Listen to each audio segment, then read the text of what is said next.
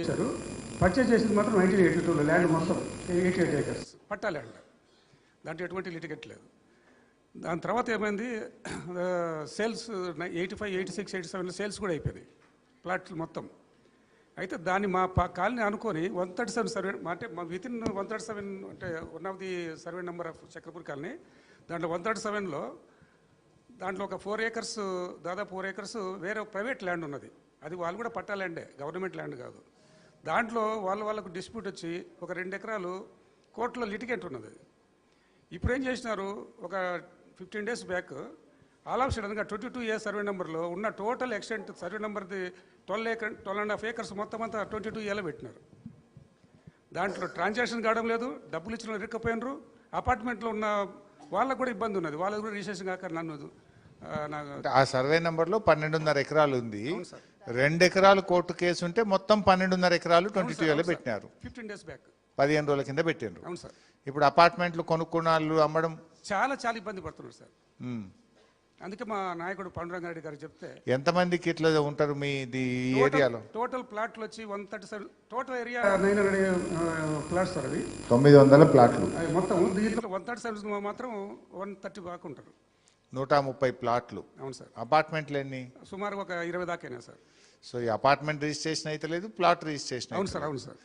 కొనుడు అమ్మడం బంద్ అయిపోయింది. అవును సార్. అవును సార్.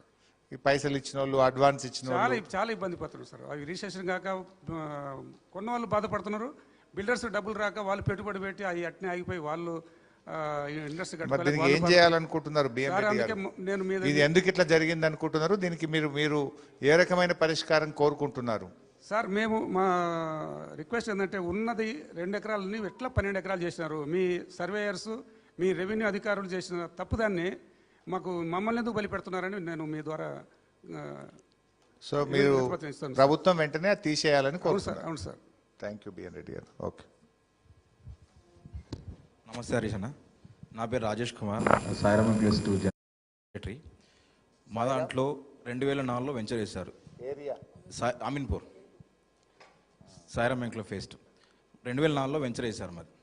సో మాదేంటంటే బౌండరీ మొత్తం ఉంటుంది సర్కిల్లో. మిడ్ ఆఫ్ ద ల్యాండ్ ఏదైతే ఉందో 2 సర్వే నెంబర్లు ఉన్నాయన్న, 1078, 1079 2 సర్వే నెంబర్లు. అది మిడిల్ ఆఫ్ ద కాలనీలో ఉంటుంది. బౌండరీ మొత్తం బాగానే ఉంది. ఆ మిడిల్ ఆఫ్ ద ల్యాండ్ మాత్రం గవర్నమెంట్ ల్యాండ్ అని ఇప్పుడు ప్రొవిజన్ లిస్ట్లో వేశారు. మేమేంటంటే ఫస్ట్ 2017లో తీసుకున్నాం ఇల్లు. ఓకే, 2017 తీసుకున్నాం. మాకు లోన్స్ వచ్చినాయి, ప్రాసెస్ వెళ్ళిపోతుంది, హౌస్ నెంబర్లు, డ్రైనేజ్, వాటర్ అన్నీ వచ్చినాయి, బిల్స్ కట్టుకుంటే నార్మల్గా వెళ్ళిపోతున్నాయి.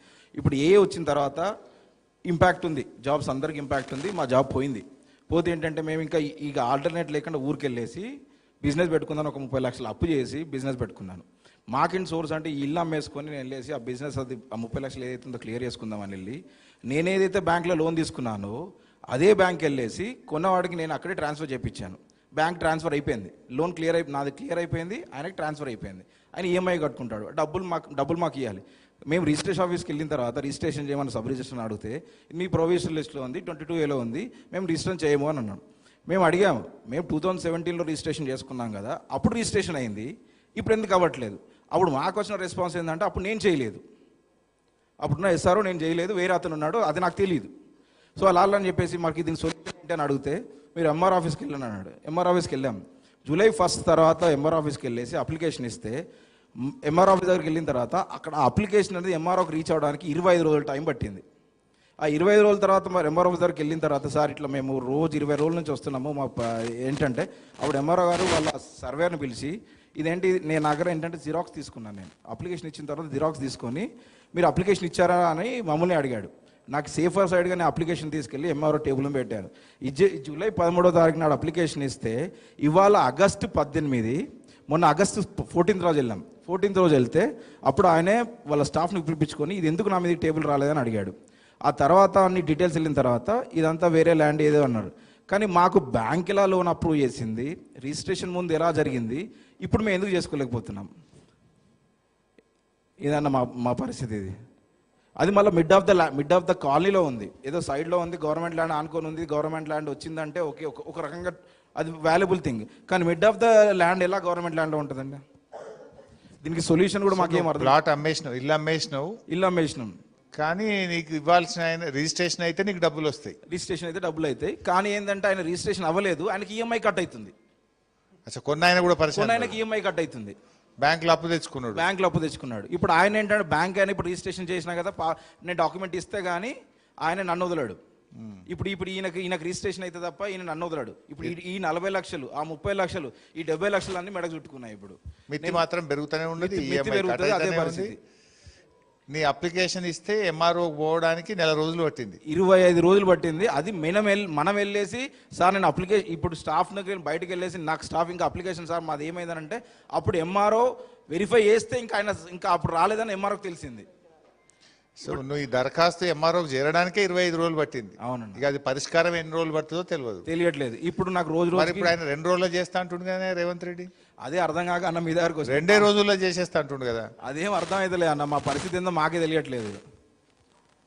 Okay, don't worry Rajesh, we're with you, will fight for you. Thanks అన్న.